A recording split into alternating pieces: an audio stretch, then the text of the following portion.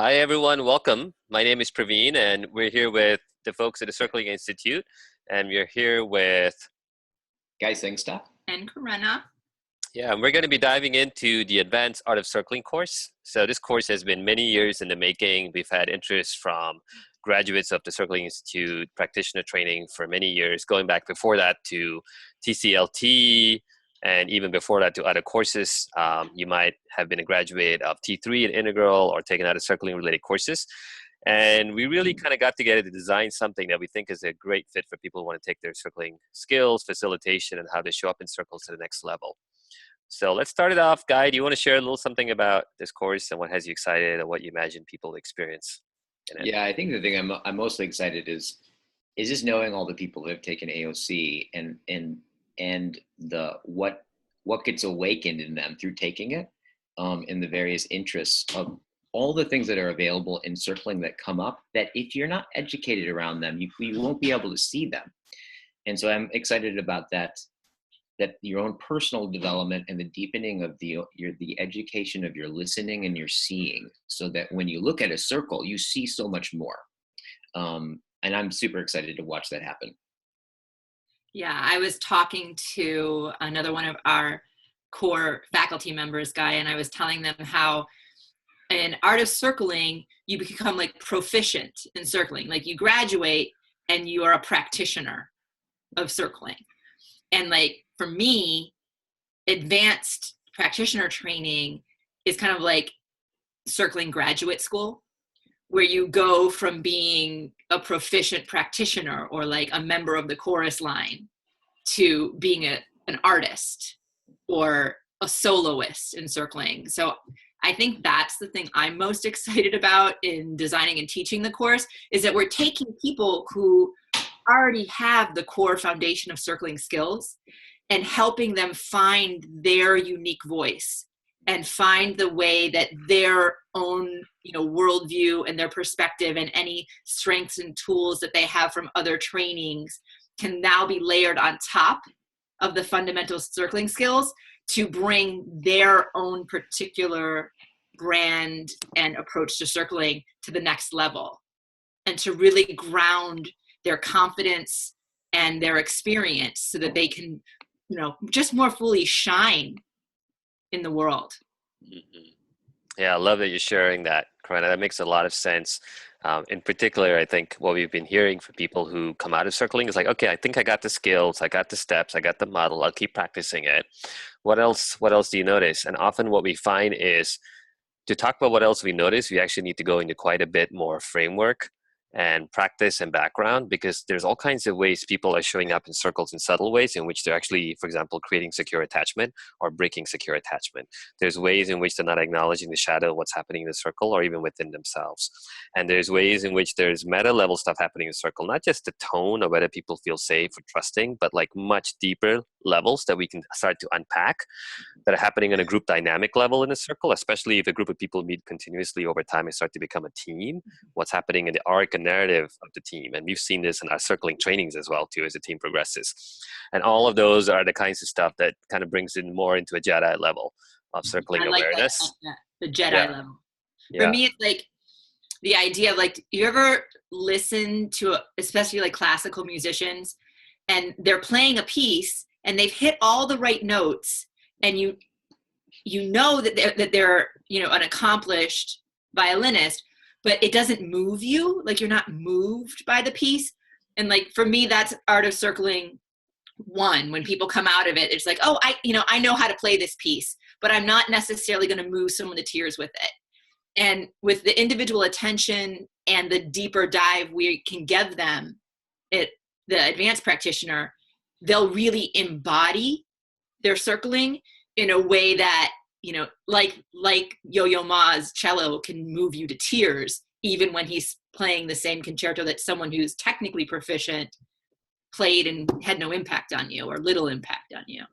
And I think that's the piece that gets me most excited about working with the students who will sign up for the advanced course, is like we get to take them who are already accomplished artists and really help them become exquisite and extraordinary. Totally. And just one more thing, a part of that, I love what you just said.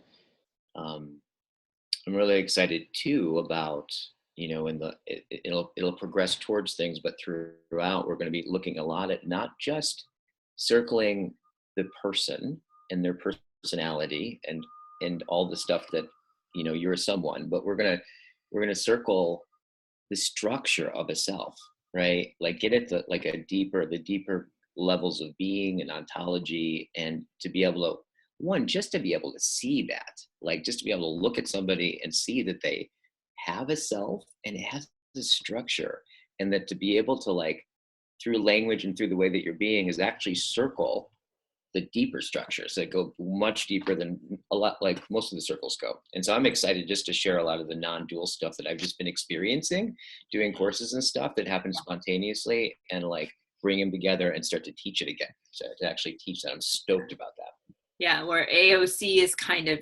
interpersonal, and this course we're going to do a lot of the intrapersonal. We'll do the interpersonal, and then we're going to go transpersonal on you, and it's going to be hot. Yeah. Yeah. And the other part too is that, the AOC course, or the equivalent course, if you're coming from other circling trainings, is really a foundation for this.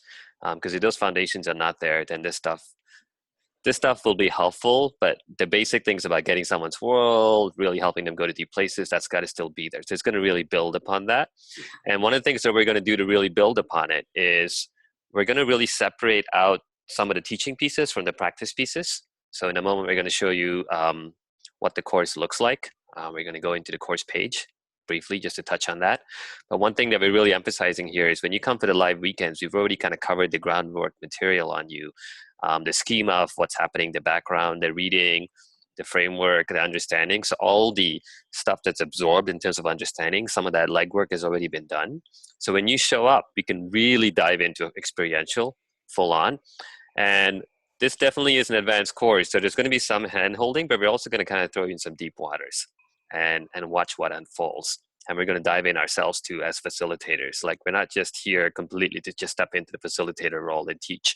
Like, we're going to be fallible ourselves, we're going to be vulnerable ourselves, and we're going to play with you in this as well too, to really set the tone for what's possible. Is now a good time to tell them kind of pragmatic stuff, the structure of the course and what they can expect? So let me go ahead and share my screen, and I'll pull up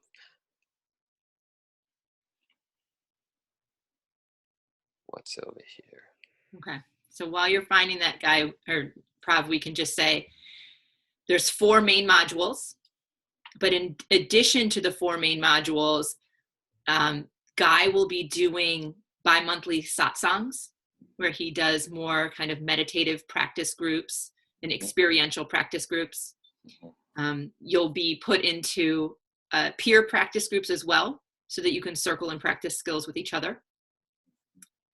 All of the advanced students will be invited, if they'd like, to join us on the webinars for the AOC foundational course.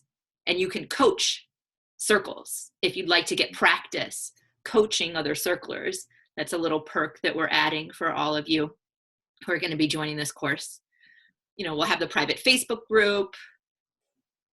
And like Praveen said, we'll have the readings and supplemental material and homework assignments for you to do before you get to your 3-day weekends, so that when we get to the 3-day weekends, it's all practice, process, question and answer, practice some more, process some more Q&As, and we'll really be fully immersed in the material. Get a lot of juicy learning in. Great. I'm going to go ahead and share my screen. And here we go. Perfect. And so if you look, so we can see the first 3 weekends here. You want to walk us through the basics of this, Karina? Just what we're expecting in the weekends. Yep. And this is all available on the Circling Institute page under programs. It's the advanced practitioner program. Okay. And so, as we said, there's 4 3-day weekend modules, pretty much over a 6-month period. We're going to start in June. In June, we do weekend 1, which is establishing home base. And we're going to cover secure attachment and somatic inclusion in your circles. And as you can see there, so we'll talk about how you set and hold a container, how you kind of manage the group so that people are feeling included and safe, and open enough to be vulnerable. We'll go over some tools for creating that secure attachment in a circle and tips for avoiding things that might threaten it. And you'll hear us say often in circling, like, the deeper you are connected to yourself, the more deeply you can connect to others. And that's, we're going to talk about when that last bullet point, when it says using self as an instrument, really kind of fully knowing yourself and who you are, so that you can notice when you're being impacted by different members of the circle, and that you can use that impact as data for a richer circle, as opposed to kind of getting distracted by it or needing to, work around it or avoid it. Anything either you gentlemen want to add there?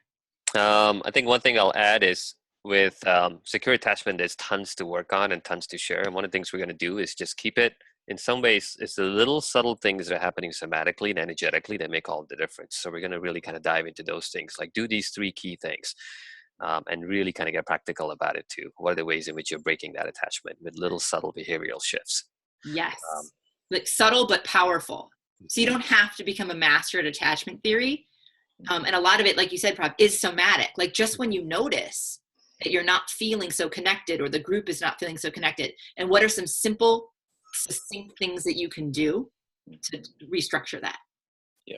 And this is really good. This will be really good if you're in a relationship or going to be in one, like being able to identify those patterns and like understand it and share it. It's a huge difference. Beautiful. Yeah, let's move on to the second weekend, which is, once we got home base established, we can start to enter murkier, more dangerous waters, as we should say. Does someone else want to take this one, or you want me to just run through them all? Why don't you go ahead and start it out? Yeah. Great. So yeah, so then once we talk about home base in the first weekend, we're going to talk about shadow and transference and projections in the second module. I think this is my favorite module. And so in this one will actually be, your homework in between these 2 modules will be to work on kind of identifying some of your own shadow aspects, and recognizing, how do they show up? How do they show up in circles? When you're being circled, how do they show up as a facilitator in what you attend to or avoid? How do they show up in your relationships in general? And there's even going to be a little homework for you to actually interview significant people in your life and get their feedback on what they think, your shadow work might be. Mm-hmm.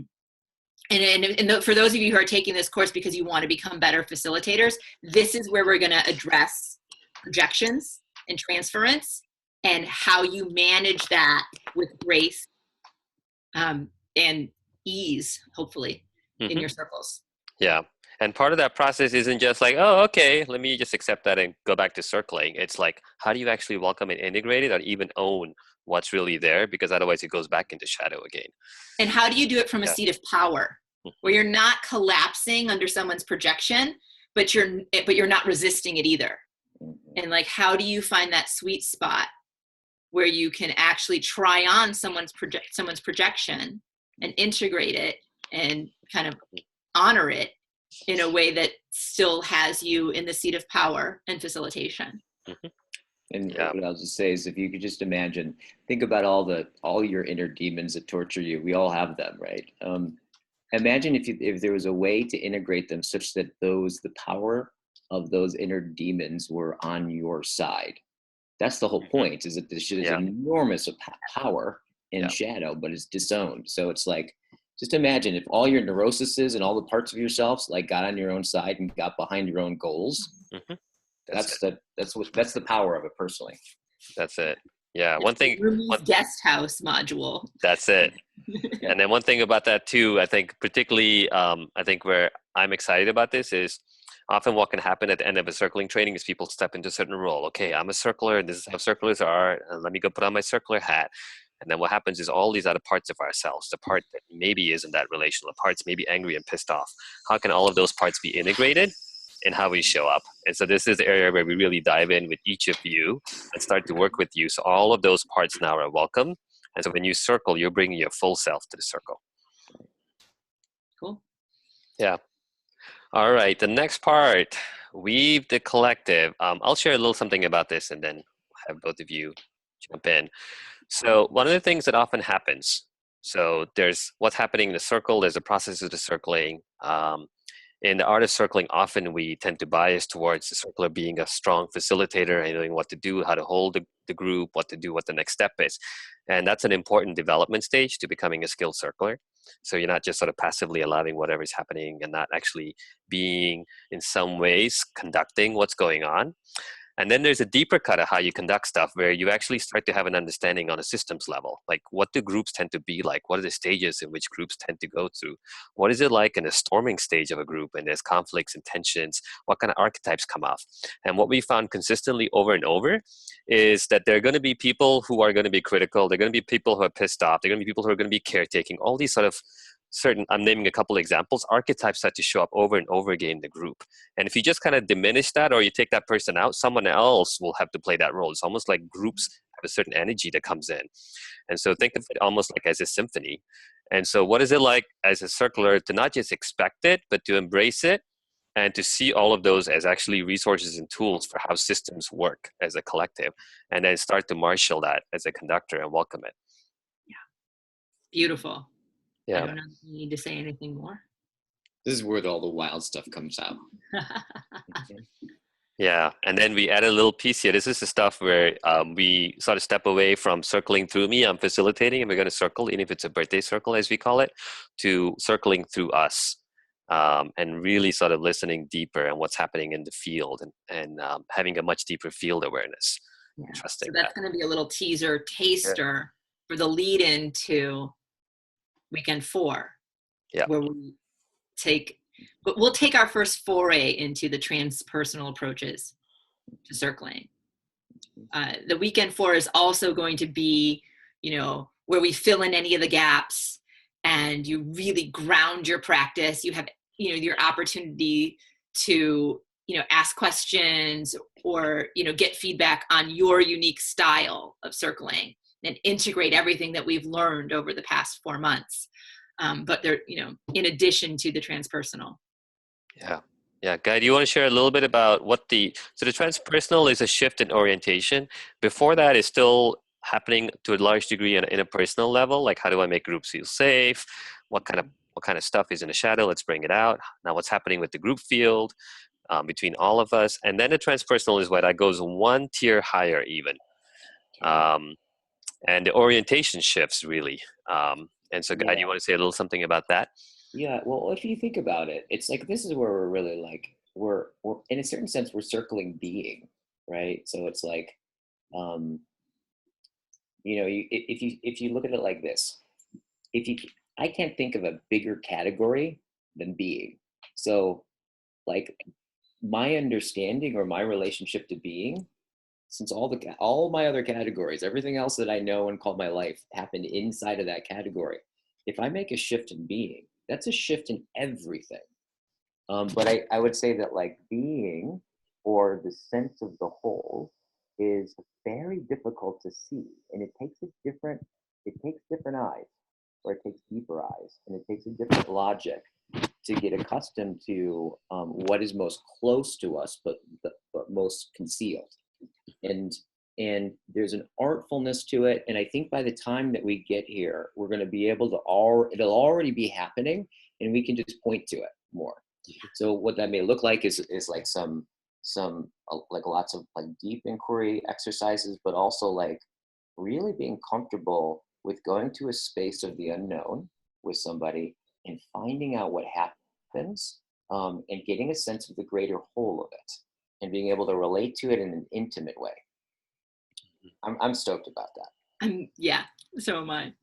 And I think you're absolutely right, Guy. By the time that we complete the 3rd module, I think people will already be like instinctively doing it.